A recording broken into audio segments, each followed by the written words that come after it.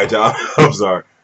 Back with Luke Cage season 2, episode 4. I get physical. So a correction from the last review. He did not get a front kick. That motherfucker got a nice little. I want to say that was a right hook. Put his ass on his back. And you know, it sucks like we in the time of social media where you can't take an ass whooping without everybody knowing. I mean, son, you know, it used to be good back in the day. You know, two motherfuckers square up, you know, somebody get their ass whooped. It traveled through the neighborhood, but you know, it stayed that die down after a while. No, no. Everybody got their phone out and shit, doing this and shit. Want to be the first motherfucker to put the motherfucking shit on social media and shit. I know I'm saying a whole lot of shit, but you know, we found that we can do this. So Bushmaster, fuck a 2-piece in the basic. This motherfucker took his ass to Popeyes and gave his ass a $20 fill up. That's what the fuck he gave him. And it was crazy because okay, we got his ass whooped.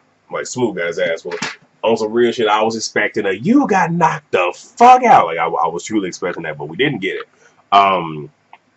He says his name because you know somebody because DW asked what his name was. He like it's I forgot the motherfucking name already. Bushmaster. Let me see. Luke goes back to the shop and he's not just dazed, he's not just faded. Because at first I'm thinking like maybe he has a concussion, but I'm thinking that the nightshade that is on Bushmaster, I guess, is having an adverse effect on him. I'm guessing like I don't know. It's just something about it where he just is just kind of like dazed and everything. Bobby, Bobby had me hollering, walk in like, "Oh man, you okay?" He was like, "Call Claire," and what's the boy named Luke? Which is like, he was like, "Oh shit, did you go Eric Benet?" I hollered. I was just like, "Y'all gonna leave Eric Benet alone? Shit, fuck Holly Berry as hell, fuck him." And then you have a scene with it's either Rayleigh or Bailey. I don't give two fucks about the motherfucker, but him and you know, Nady, Nada, Lakeisha, whatever the fuck her name, Nandy, that heifer. They talking, you know, she's like, I don't, you know, about him liking show tunes, and then she started, you know, singing her rendition of, and I'm telling you, I'm not going. And then it was shady as fuck because you got Misty in the back. She like, and you, and I'm saying just like, you ain't shit. You ain't shit. I would say some shit, but I'm trying to be nice today. But the video of Luke getting his ass whooped is all over social media. You know, they're happy about it, and she even says like, "So y'all are happy about a citizen getting his ass whooped, and that's it." The captain, chief, whatever fuck is, come in, and you know he pretty much just like telling her like, "If you want to do freelance, you might as well not come back in." She feels away, grabs the phone, walk out. He like, "Where you go?" She was like, "To rehab my arm." So that's kind of where this first part stopped. All right, so you have Mariah. It appears that the investment is going good. She's talking with the other gentleman. At some point, we'll get his name too. Like, I'm not writing names down because part of me is like, this person's not going to be significant. Apparently, he is, but he's the one that brought the deal to the table. So apparently, it appears to be going well. And Shade's whole thing is like, look, man, like you gotta convince me because you're saying all this, you're saying numbers and shit, but at the end of the day, in my world, money you can't touch ain't fucking real. So Shade's whole thing is he feel like, okay, there's some swindling going on. Let me see. He also finds that she puts the club up for collateral. And her whole thing is, I did it so it makes it look like, you know, it's all about the fucking perception because of some fact that they paid all this in cash. So he seems a little bit weary. And I think he's also mad because they're supposed to be partners, yet it seems like she's making moves without him. So he feels a bit of a ways. Separately, you have DW on the streets selling DVDs of Luke Cage getting his ass whooped, and you know Luke walks up and he's like, look, man, you know I gotta make a living. Luke's like, bro, I thought it was fucking cool shit, bro. Like, fuck you doing? And you know, DW also mentions like, you know, I saw Claire, you know, with her luggage and whatnot. I mean, I could understand if both of y'all are trying to get away, him alluding to because you just got your ass whooped. Luke did not know that she was packing up, which he should have, because she did say, I didn't mention it, but she did say that she needs to go see her mom and whatnot. And then you have Shades and Camache to go talk to Mariah, and she's mad like, why is that every fucking time he's here? And Shades like, look, he got my back like I got yours. So she walks up to him just like, I think she said like, if you barge in like that one time or some shit like that, I will cut your balls off and roll like that. You like, will you blow on the first? That comeback was quick and smooth. And then Mariah looks at Shades, and Shades is like, fuck out of here. So he explains to her like, because they did see a video of Luke getting his ass whooped. So he's just like, all right, yeah, the dude that beat Luke's ass is Bushmaster. That's the same as that guy that gave us the money. And in one of those bags was Nigel's head. And did you hear what he said to Luke about this being his yard? He's talking about Harlem. I don't think he's here for Luke Cage. I think he's here for you. And Mariah's face there was just like, you could see a change in her attitude. And she was like, oh, it probably was something dealing with Cornell. And he was just like, okay, this is bigger than that. And he tells her, like, I can't protect you if I don't know everything. So she says, I don't know the guy, but the name was an old name of, I guess, Mariah's grandfather's business or something like that. So this is probably some shit that stems deep. That's how it looks. That's how it looks. See, I was on a different page. Everybody said they're glad that I'm back. All right, y'all got me blushing. I'm trying to I did not think I was missed. Okay, so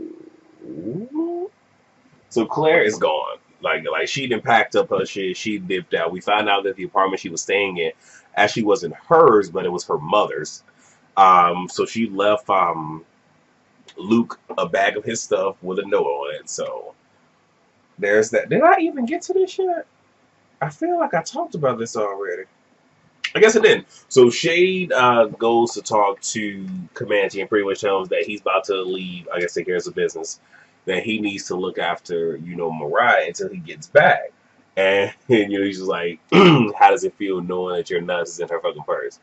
Which I know part of their history was discussed in season 1, so I feel like I'm gonna have to go back just so I can see the dynamic, because it's just like, okay, you talking cash money shit, but you the help. But okay, let me see.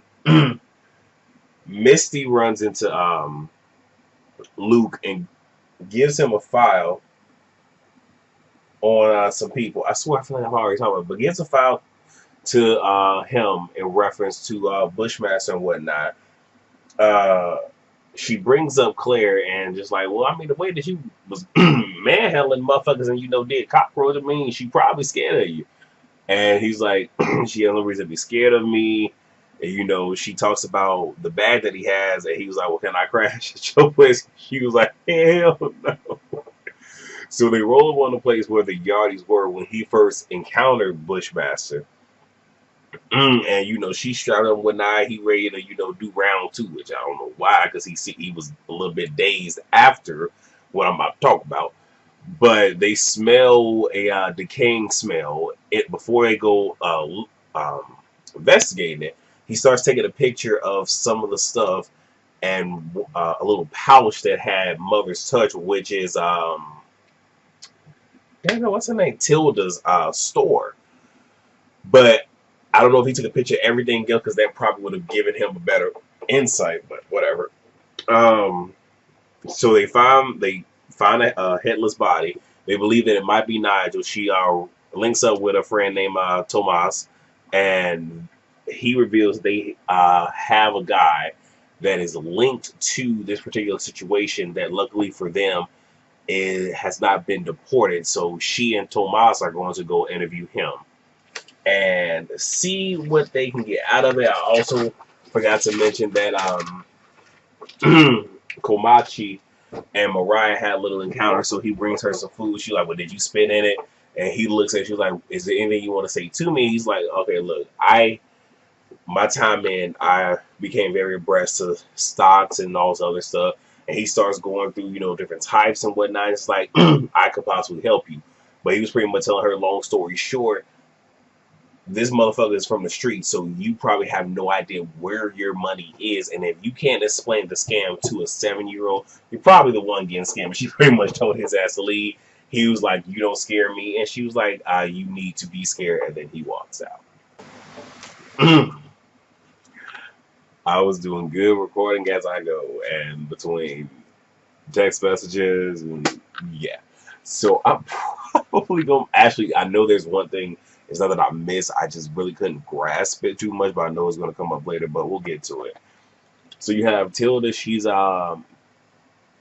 figured out the whole Nightshade thing because she remembers seeing Bushmaster on television, remember seeing him come and grabbing those items. So I think she was trying to recreate it, and she found one book, and then all she said was Nightshade.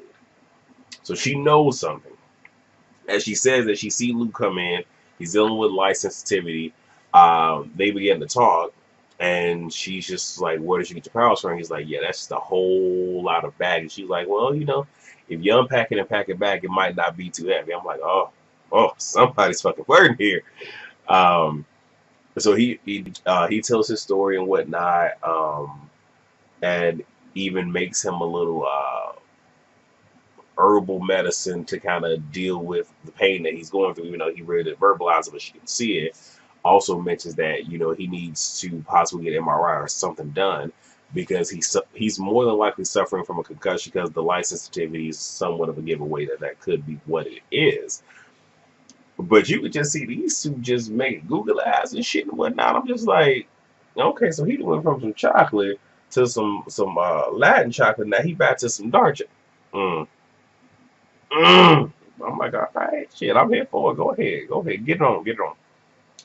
Um, let me see. So I got that.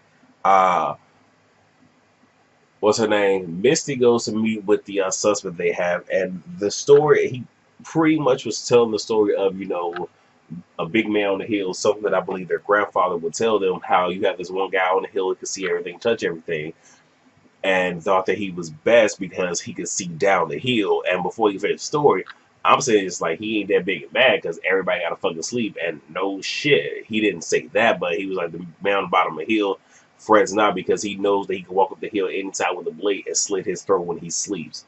And kind of paralleling the two, but there were some names that were dropped and whatnot. So maybe it's because I wasn't paying attention before, but it's like I really just couldn't grasp that. But long story short, he's there to reclaim what he feels is his. I'm still trying to figure out what the family plays into this whole entire fucking thing, because obviously it deals with Mariah's family. So at some point, Misty gets a note, and you have a group that pretty much wants, I guess, to test a bionic arm on her, which is something that I spoke about, said that she'll get back into the fight. You have, come on, y'all real, come on. You have Bushmaster going to meet with Mariah. She thanks him for what he's done. He starts asking her who built the stage and the bar and whatnot, and she is like, she knows and he knows. It's like, but we really don't know. She was like, yeah, my grandfather this, my uncle, and he was like, well, who are she? And her whole thing is, well, they were flunkies, and in history you only remember the winners, the kings, the queens, and that. And she even purposely served him some rum that I think it was rum, but it was a liquor that is rare and it's not really, I guess, made anymore, whatnot. And it's almost like she's trying to just travel, not really well, but just like stabbing and twist, just like, yeah, I'm on top, you're not. And he's pretty much just like, okay, in essence, we'll have our time. And he walks away and says, thanks, Mariah Stokes, and then they about sent her to a fucking friend saying, like, call me that one more fucking time.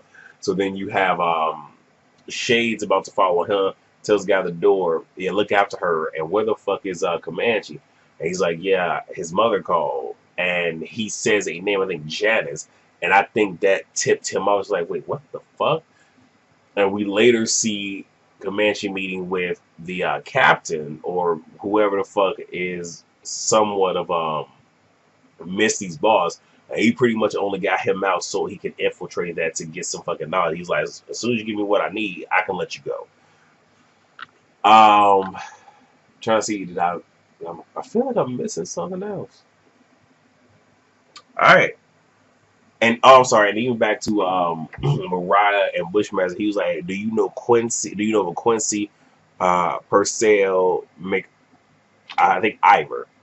So I'm guessing that's the relative that links him to all of this. So, but it ends with Bobby telling Luke that good news, bad news. Bad news is my daughter has a kidney disease. She's sick and she's going to be transplant. Good news is I'm a match, so I get to be a hero, something that you are every day.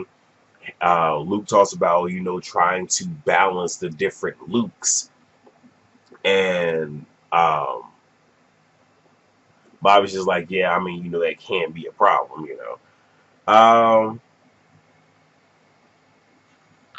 And yeah, I mean, it was pretty much it with that. And then Luke has been served. So we'll see how, like, he literally got served. So we'll see exactly what all comes of it. But I mean, that was pretty much the episode. So yeah, I will see you guys for the next one.